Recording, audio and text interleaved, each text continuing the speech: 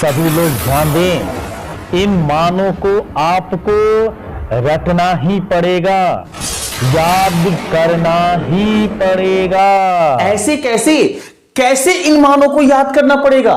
एकदम इन मानों को याद करने की आवश्यकता आपको नहीं पड़ेगी। चाहे वो साइन 50 डिग्री हो या साइन 75 डिग्री हो, कॉस 75 डिग्री के वैल्यू हो या फिर आपके सामने कॉस 50 डिग्री के वैल्यू क्यों ना हो, इन मानों को कॉन्सेप्ट के द्वारा आप कैलकुलेट कर सकते हैं। बिकॉज आप भी जानते हैं कि कॉन्सेप्ट इज पावर, और अगर ये पावर आपके सामने है तो दुनिया की हर ताकत आपके साथ है। और इस पूरे क्रिएशन को हम कैलकुलेट करके इस वीडियो में बताने वाले हैं कि कैसे इन सभी मानों को इजीली कैलकुलेट कर सकते हैं। आपको रटने की कोई आवश्यकता नहीं पड़ने वाली है। तो इस वीडियो को शुरू करेंगे, लेकिन उसके पहले यदि मेरे इस चैनल पर आप नए हैं तो प्लीज चैनल को सब्सक्राइब कर ले और बेल का आइकन अवश्य प्रेस कर दिए।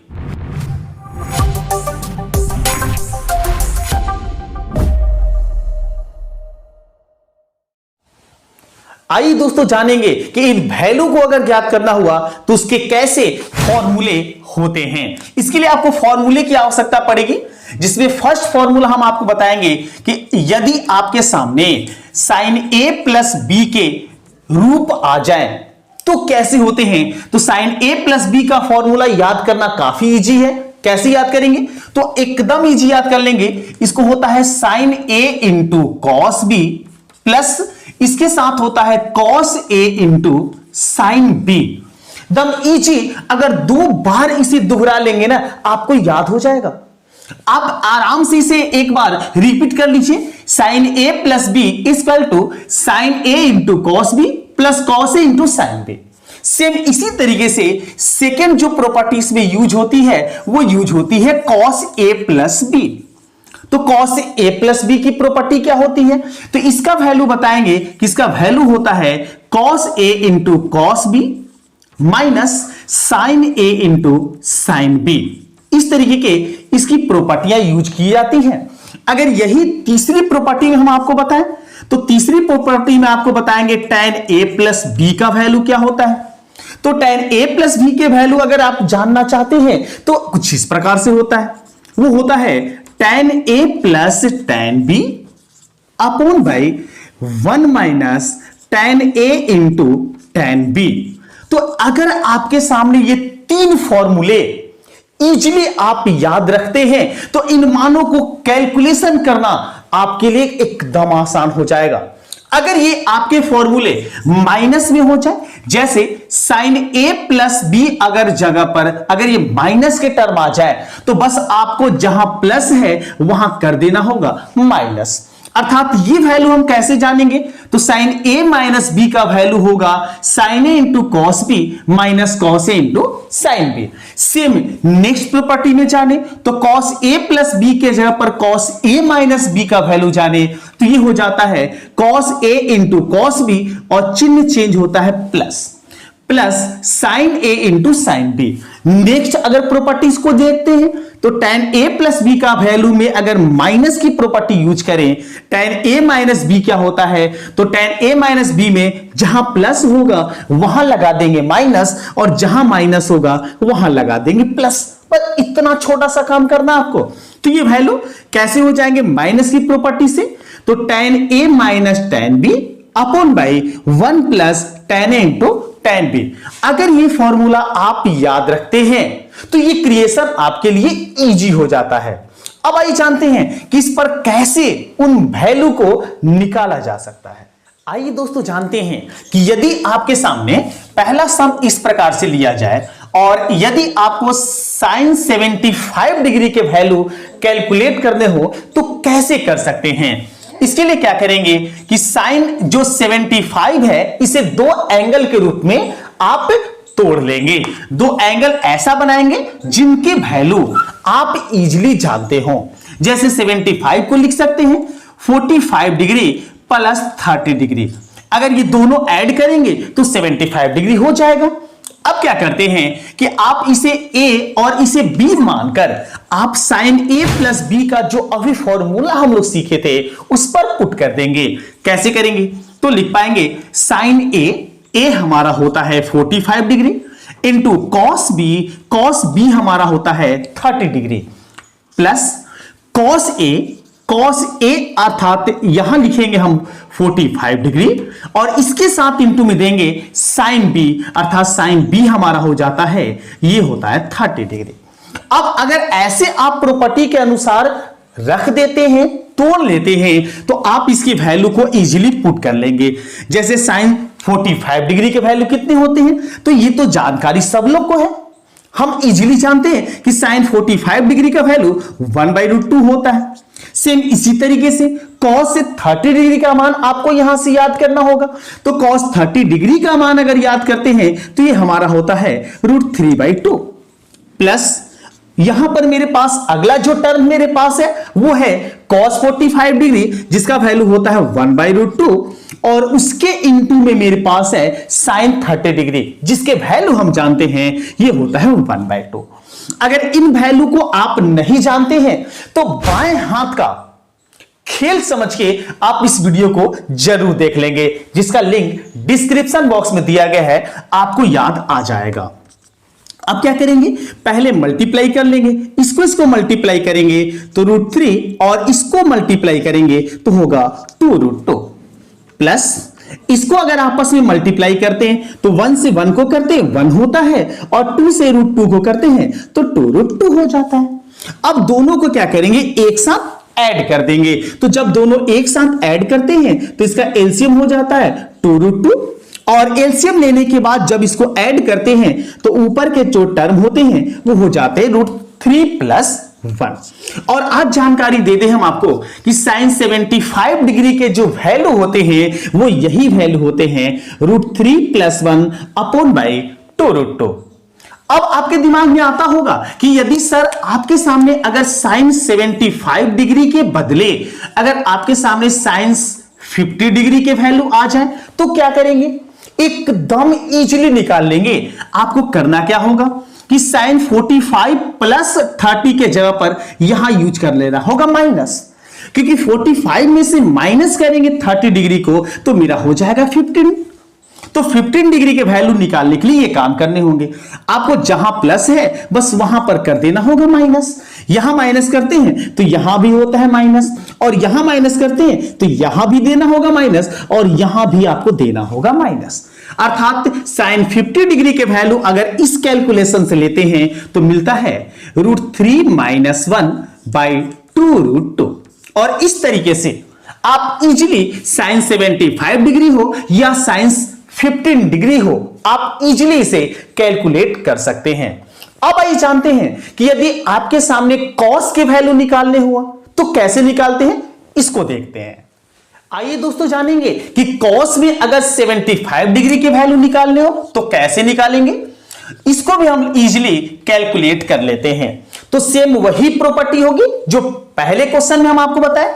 इसके लिए क्या करना होगा कि आपको 75 को 2 एंगल के रूप में तोड़ लेने होंगे और सेम वही एंगल तोड़ेंगे जिसके वैल्यू आप जानते हो। तो 75 को लिख पाएंगे 45 डिग्री + 30 डिग्री।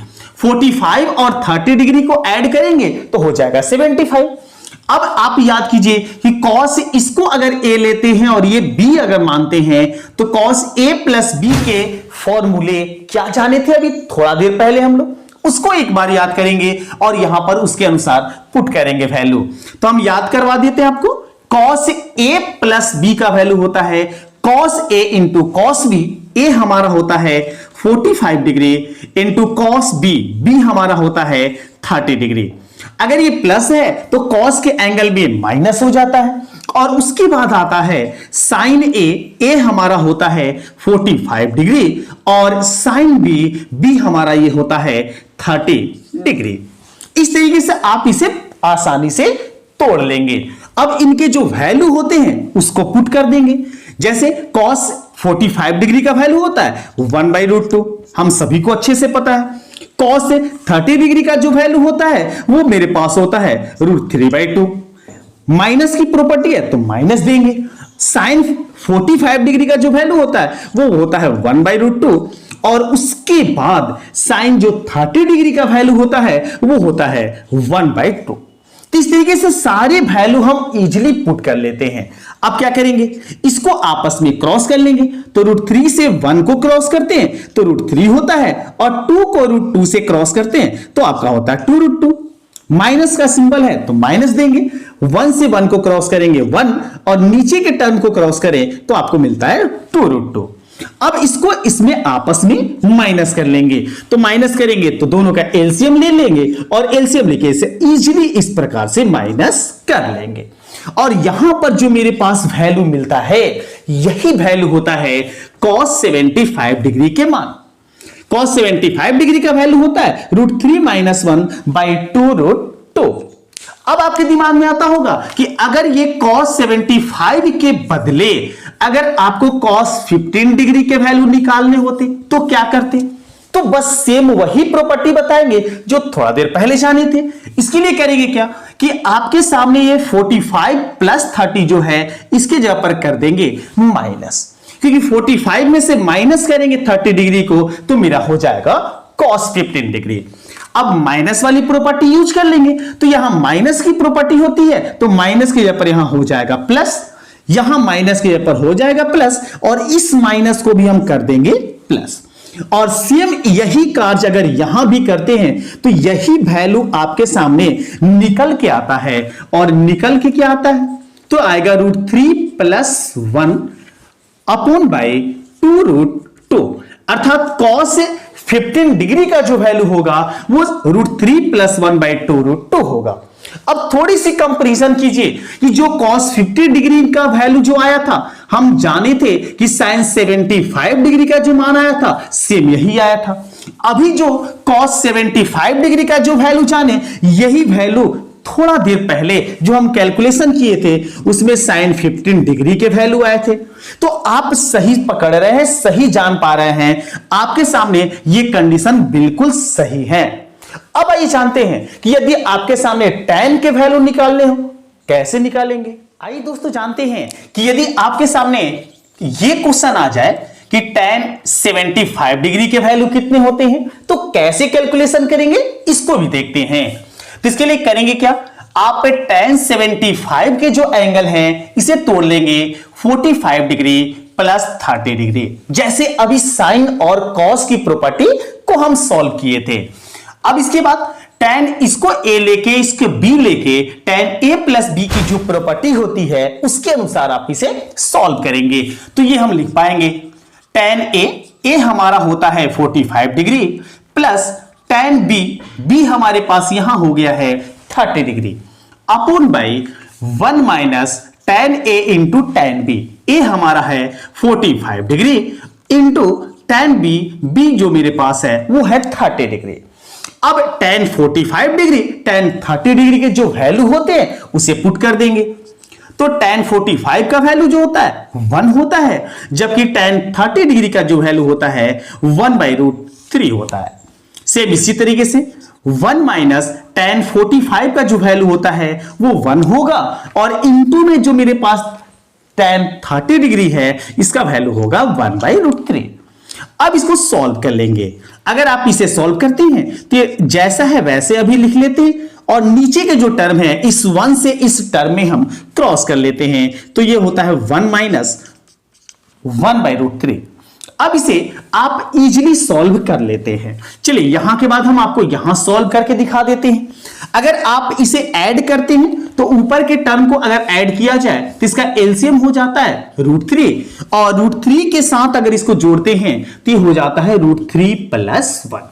सेम यही प्रॉपर्टी नीचे यूज करेंगे, नीचे का एलसीएम हो जाएगा मेरा √3, और √3 के साथ जब इसको ऐड करेंगे तो ये मेरे पास हो जाएगा √3 - 1। अब √3 को √3 से कैंसिल कर सकते हैं। अब जो मेरे पास टर्म बचा वो ऊपर के टर्म बचे हैं √3 + 1, और नीचे के जो टर्म बचे हैं वो बचे हैं √3 - 1। अब ये जो वैल्यू आ गया, इस वैल्यू के जो आप देख रहे हैं नीचे वाले टर्म में ये रूट है। तो ऐसे कंडीशन में आपको करना होता है परिमेयकरण, अर्थात हरों का परिमेयकरण करेंगे तो नीचे वाले का जस्ट अपोजिट जो होते हैं सिंबल के साथ, इसको ऊपर और नीचे आपको ऐसे क्रॉस करने होते हैं। जब आपको इसको क्रॉस करना होता है तो इस टर्म से इस टर्म को क्रॉस करेंगे तो हो जाएगा √3 + 1 का होल स्क्वायर। जबकि नीचे वाले टर्म का अगर क्रॉस करेंगे तो ये आपके एक फॉर्मूले के अनुसार बैठता है, जिसमें हम अगर इसको a लेते हैं तो a - b, इसको b मानते हुए और कंडीशन के आधार पर अगला जो टर्म मेरे पास है वो a + b होता है। इस पूरे को देखें तो a - b into a + b, जिसको हम लिख पाएंगे a² - b², सिर्फ इस फॉर्मूले पर। अब इसे सॉल्व कर लीजिए, इसको a + b के होल स्क्वायर के अनुसार आगे सॉल्व कीजिए।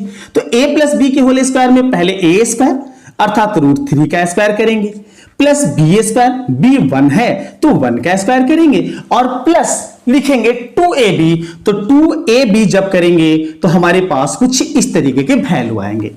और नीचे वाले जो टर्म है √3 का स्क्वायर करते हैं तो 3 मिलता है, जबकि 1 का स्क्वायर करते हैं तो 1 ही मिलता है। अब आप इसे सॉल्व कर लेंगे, √3 का स्क्वायर करेंगे तो 3 होगा, जबकि 1 का स्क्वायर करते हैं तो 1 होता है। और इस टर्म को अगर आप कर लेते हैं मल्टीप्लाई तो ये टोटल वैल्यू हो जाते हैं 2√3, जबकि नीचे के टर्म 3 से 1 माइनस करने पर होता है क्या 2। अब इसको एक लाइन और क्रॉस कर लीजिए, 3 and 1 होता है 4 और प्लस में यहां पर आ गया है 2√3/2। अब ऊपर वाले टर्म से 2 कॉमन कर सकते हैं, अगर इस टर्म से 2 कॉमन करते हैं तो यहां बचता है मेरे पास 2 और इस टर्म में हमारे पास बचता है वो बचता है √3 और अपॉन 2 जैसा है वैसे कर लिए।